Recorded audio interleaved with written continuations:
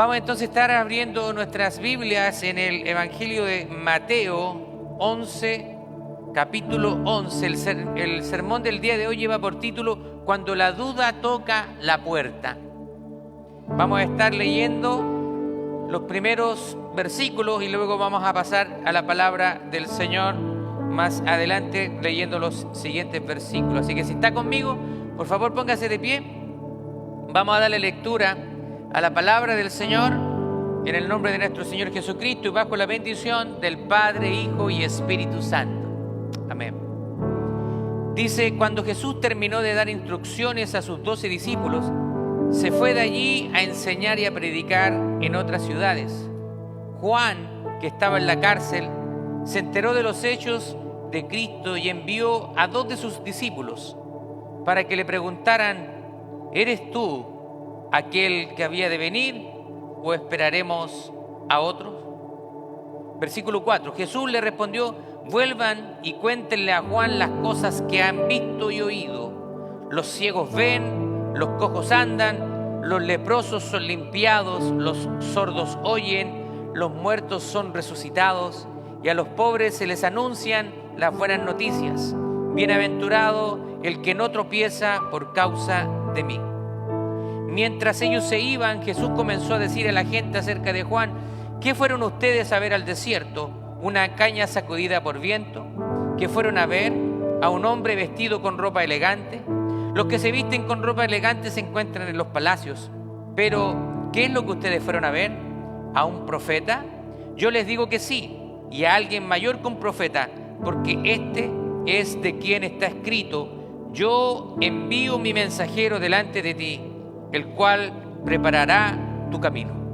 Amén. Toma asiento.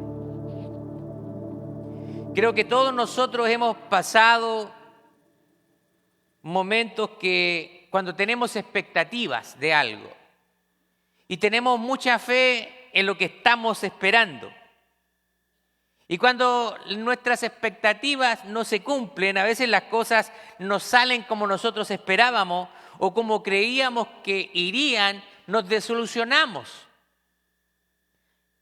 Por ejemplo, hablemos del matrimonio.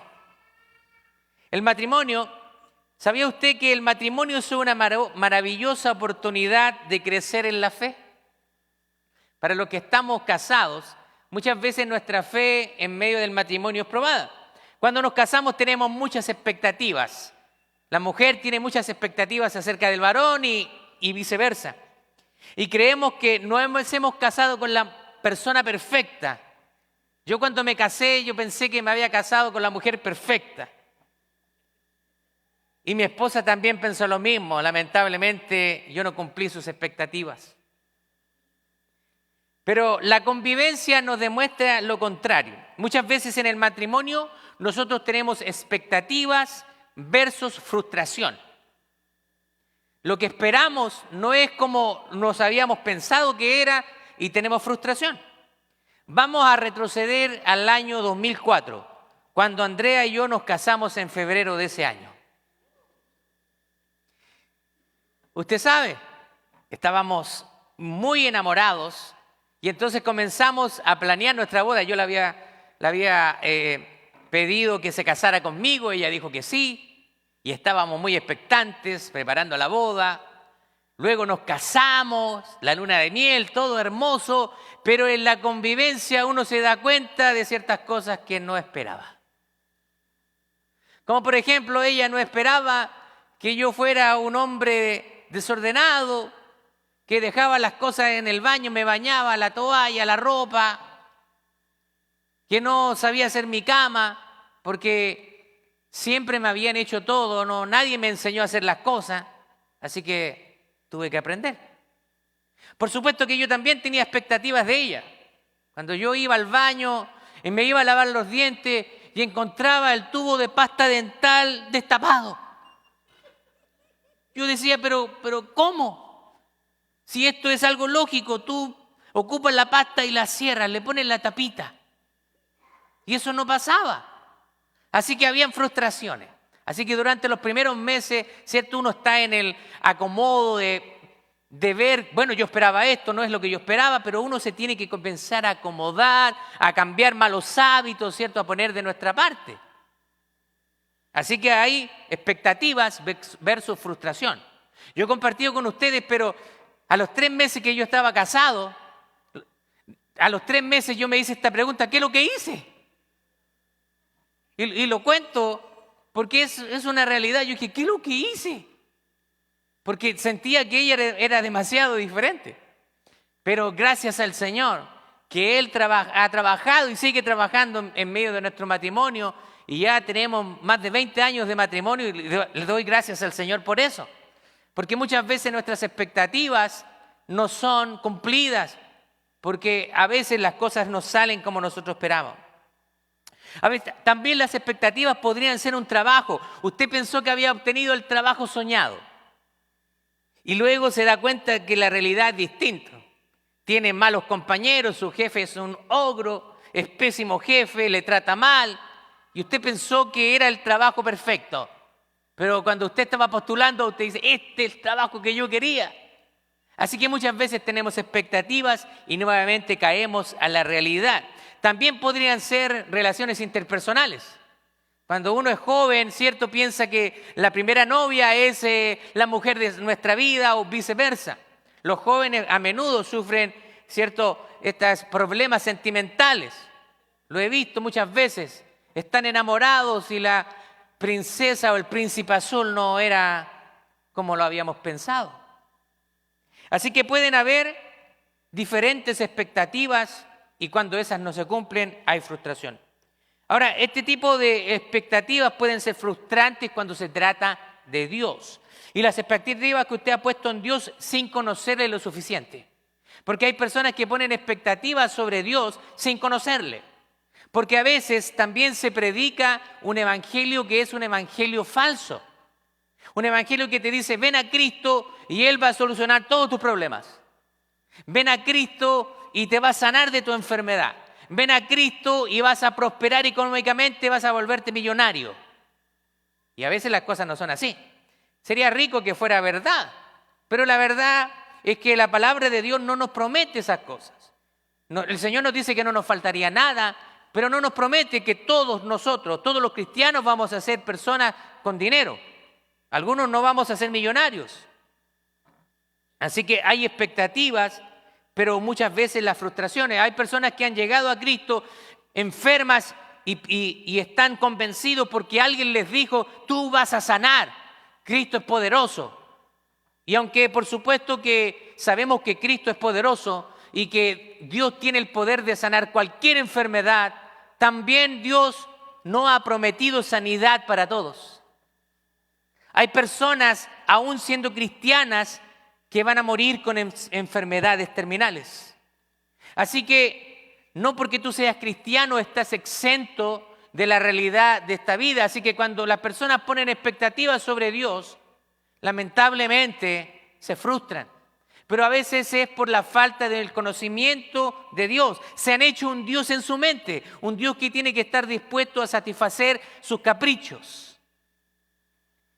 Pensamos que nosotros podemos darle órdenes a Dios y que Dios tiene que estar a nuestra disposición para cumplir cada una de los deseos o caprichos que nosotros tenemos. Pero no es así. Dios es Dios. Nosotros tenemos que ubicarnos en el lugar que pertenecemos como creación de Él. Somos sus hijos y eso nos da ciertos privilegios, ciertas bendiciones. Pero no olvidemos de que nosotros somos su creación. Ahora, ¿se acuerdan quién fue el primero a identificar a Jesús como el Mesías? Fue Juan el Bautista. Ahora, muchas personas piensan que Pedro fue el primero, ya que en Mateo 16, cuando Jesús, se hablaban muchas cosas acerca de Jesús. Las personas hablaban acerca de Jesús, Jesús es esta persona, habían especulaciones con respecto a la persona de Jesús. Y cuando Él le pregunta a sus discípulos, le dice, los de afuera dicen que yo soy esto otro, pero ustedes, ¿quién dicen que yo soy?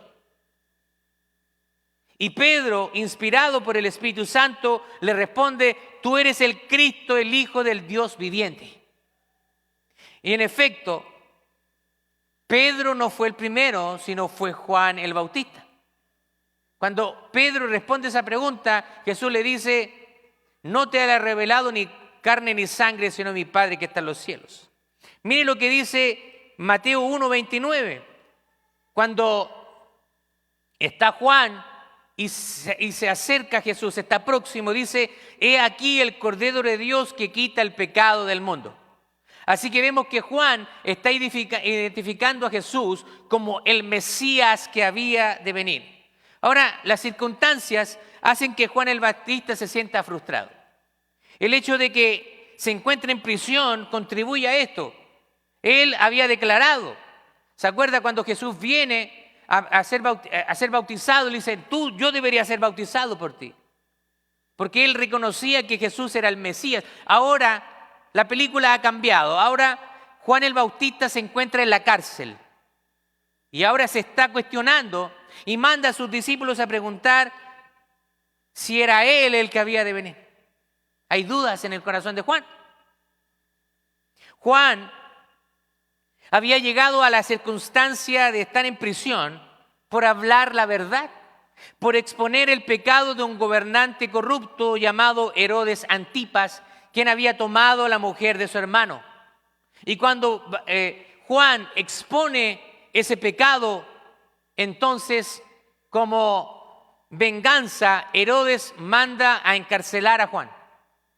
Ahora, sabemos que los que conocen la historia, usted sabe que la historia de Juan no termina bien. ¿Cómo termina Juan? Decapitado. Le cortaron la cabeza. Ahora, a veces proclamar la verdad de Dios y su palabra te hará crear enemigos. Cuando tú predicas, cuando tú hablas la verdad, eso como que carcome a las personas, los incomoda. Cuando alguien está en pecado y se les predica la palabra de Dios, se incomodan. Porque nadie le gusta aceptar que está mal y que necesita arrepentirse y cambiar. Por el contrario, muchas personas a veces tratan de justificarse. Así que Juan ahora está en prisión por haber hecho lo que Dios le envió a hacer. Imagínense. Entonces él podría preguntarse, ¿por qué estoy acá en la cárcel? ¿Por qué estoy encarcelado si yo cumplí con la profecía y he venido a preparar el camino del Señor? Porque Juan era la voz que clamaba en el desierto y preparó el camino del Señor. Ahora, usted sabe que cuando las personas están en prisión tienen mucho tiempo. Yo no he estado nunca, pero me imagino que sí. Entonces las personas tienen que gastar el tiempo en algo. Así que Juan tuvo mucho tiempo para pensar. Así que él hace esto y comienza a cuestionarse algunas cosas. Comienza a pensar, ¿es realmente Jesús? ¿Por qué estoy acá? ¿No le ha pasado a usted lo mismo cuando usted está en problemas? Empieza a cuestionarse, ¿y dónde está Dios? ¿Por qué no me ha sacado de esta situación? ¿Por qué estoy enfrentando esto si yo le sirvo a Dios? Recuerde, estamos en un mundo caído y no estamos exentos de las dificultades y de los problemas. Ahora Juan se pregunta, ¿dónde está Dios en esta circunstancia? Yo le estoy sirviendo, solo estaba predicando lo que Dios quería. ¿Por qué me pasa esto a mí? Y yo creo que muchos de nosotros, muchas veces nos hemos hecho esta pregunta.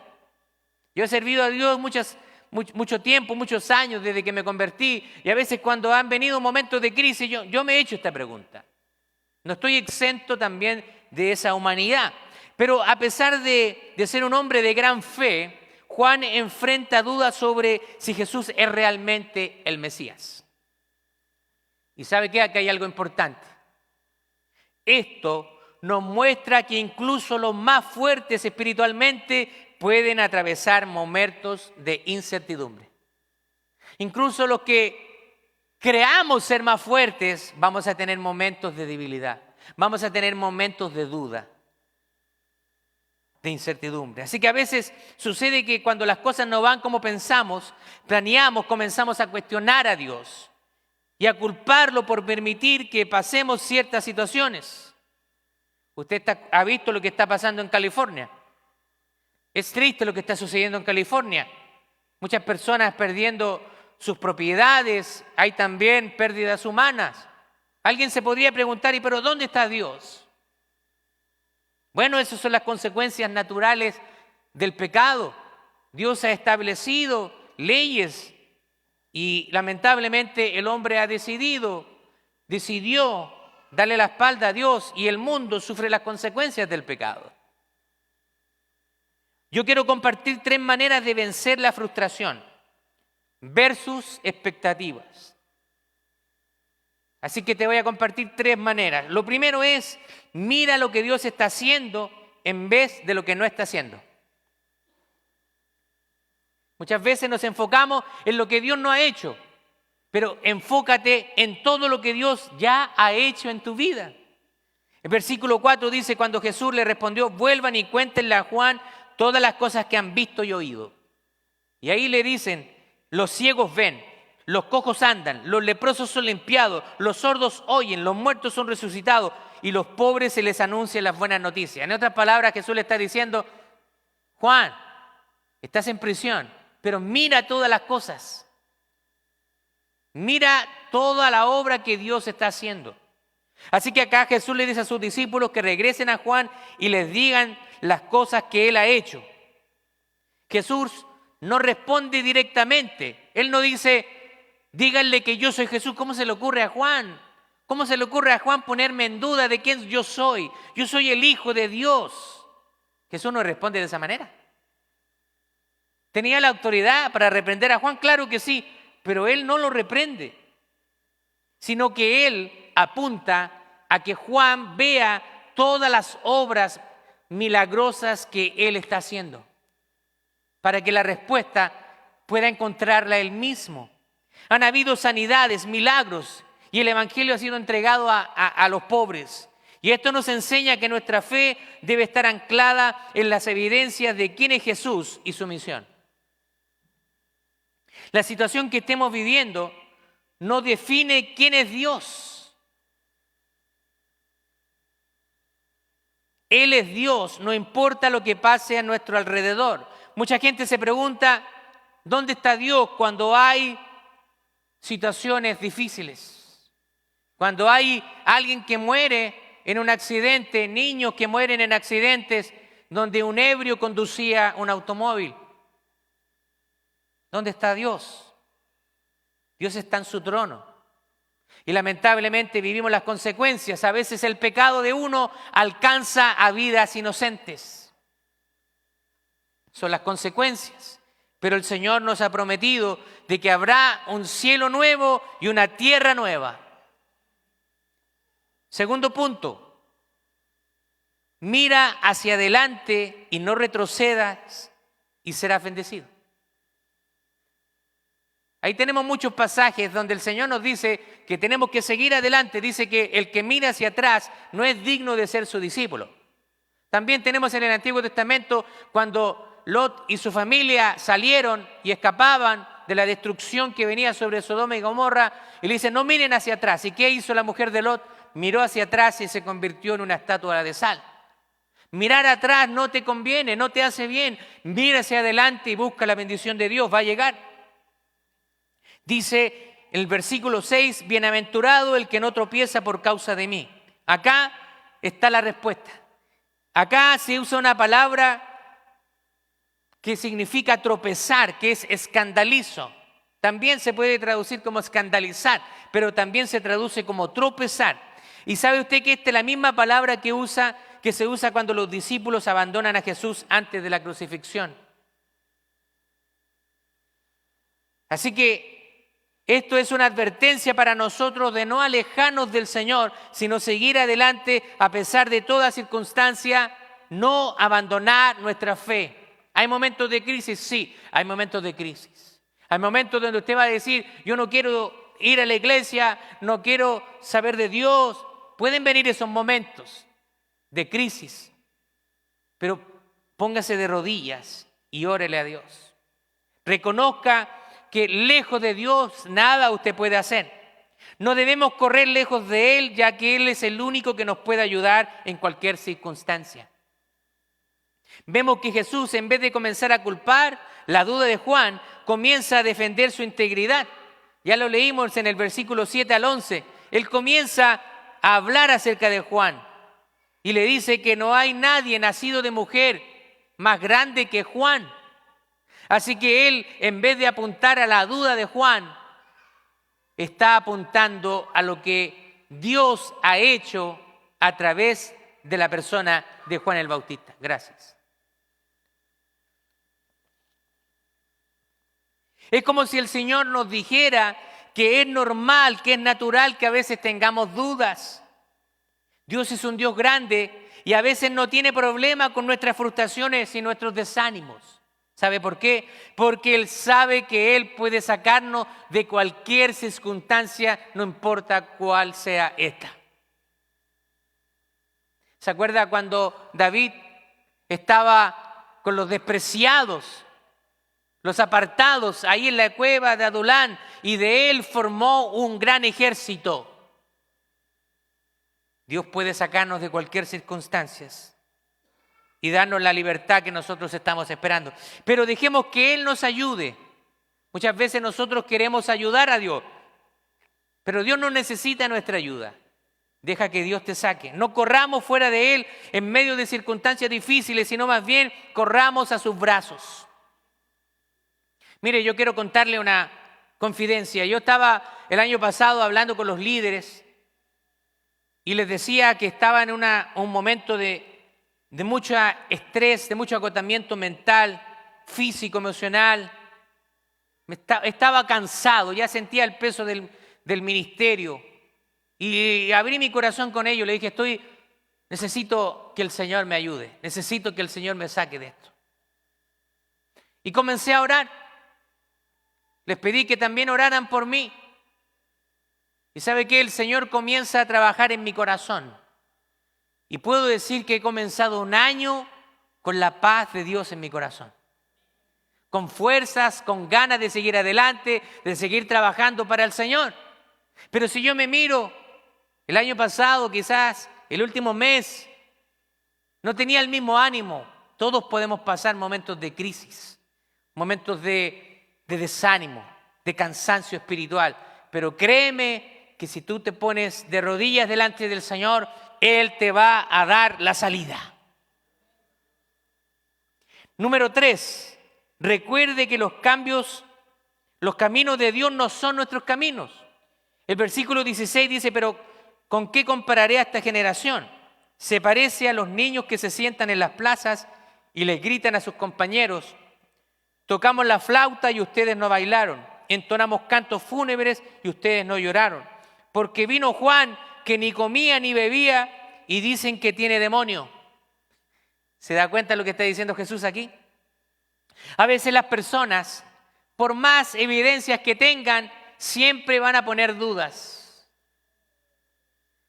A Jesús lo veían hacer milagros, lo veían sanar a ciegos, paralíticos, incluso a resucitar muertos, y lo acusaban de que él hacía esas obras porque tenía a Belcebú, tenía a Satanás.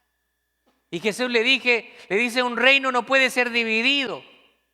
Satanás ha venido a matar, a destruir y a robar. Él no ha venido a hacer bien a la humanidad. Él había venido a hacer bien y vino a hacer bien a la humanidad. Y ellos le estaban atribuyendo a demonio las obras de Jesús. Así que Dios hace las cosas de una manera en que nosotros no la haríamos. El Señor siempre actúa de maneras misteriosas, en maneras que nosotros no esperaríamos que lo hiciera, porque Él no es hombre. Él no piensa como nosotros. Acá nosotros vemos que Jesús no está actuando como las personas esperaban que lo hiciera y lo están atacando. Recordemos que Jesús es el Mesías que había de venir, pero los judíos tenían una expectativa de un Mesías que iba a ser un libertador político, que iba a ser un general de un ejército probablemente, que iba a venir a liberarnos de la esclavitud, del yugo romano. Y probablemente cuando Juan está en la cárcel está pensando en eso. Porque recuerde que las profecías del Antiguo Testamento hablaban de un rey que iba a venir a establecer su reino. Pero aquí nosotros tenemos que ver dos perspectivas. la primera venida de Jesús, Él vino como siervo a salvar. Y esa es la perspectiva que estaba perdiendo Juan. Porque hay otra perspectiva que es la segunda venida de Cristo, donde Él va a venir como rey en su caballo blanco. Va a venir a juzgar a las naciones y ya no va a venir como aquel siervo, sino ahora viene como el juez. Así que probablemente Juan en la cárcel estaba mirando esa perspectiva de aquel Mesías que iba a venir con todo su poder a establecer su reino sobre la tierra. Pero él perdía la perspectiva de que ese Mesías también, como dice Isaías, tenía que venir primero a sufrir y a morir por nosotros. Así que nosotros tenemos que ser humildes para reconocer que no vamos a entender todas las cosas porque Dios es todopoderoso y nosotros somos seres limitados.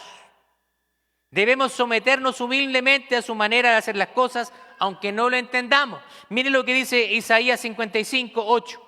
Porque mis pensamientos no son vuestros pensamientos, ni vuestros caminos mis caminos, dijo Jehová. Como son más altos los cielos que la tierra, así son mis caminos más altos que vuestros caminos, y mis pensamientos más que vuestros pensamientos. Dios no piensa como nosotros. Vamos a pasar a la conclusión. Este pasaje nos muestra que Jesús responde a la duda. Reafirma la misión y llama a su audiencia a reflexionar sobre la disposición de aceptar su reino. Las dudas y expectativas que están equivocadas y las diferencias son obstáculos comunes que tenemos. Pero Jesús nos invita a que confiemos en Él. No importa la situación que nosotros estemos viviendo.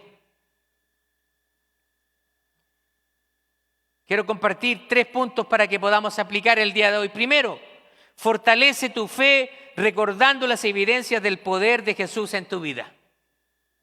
Enfócate en las cosas que Dios ha hecho en tu vida. Cómo respondió a la oración, el milagro que te ha entregado, y no en las cosas que piensas que aún Él no ha hecho. A veces olvidamos todo lo bueno que ha hecho Dios y nos enfocamos solo en las cosas malas. O que para nosotros son malas, mejor dicho. Porque Dios sabe por qué no nos ha respondido quizás la oración que estamos pidiendo. Segundo, sé humilde para aceptar el llamado de Dios, incluso si contradice tus expectativas. Servir a Dios tiene muchos desafíos. Habrá momentos de frustración, pero en esos momentos debes tomar su mano y seguir caminando. Debes cultivar disposición humilde para reconocer la obra de Dios de maneras inesperadas. Confía en el carácter y en las promesas de Dios, incluso cuando no entiendas su plan. Busca las obras de Dios en tu vida y en los demás como recordatorio de su fidelidad. Y por último, examina tu corazón para evitar la indiferencia y el escepticismo frente a las obras de Dios, porque a veces las obras de Dios son evidentes, pero a veces los hombres quieren negarlas.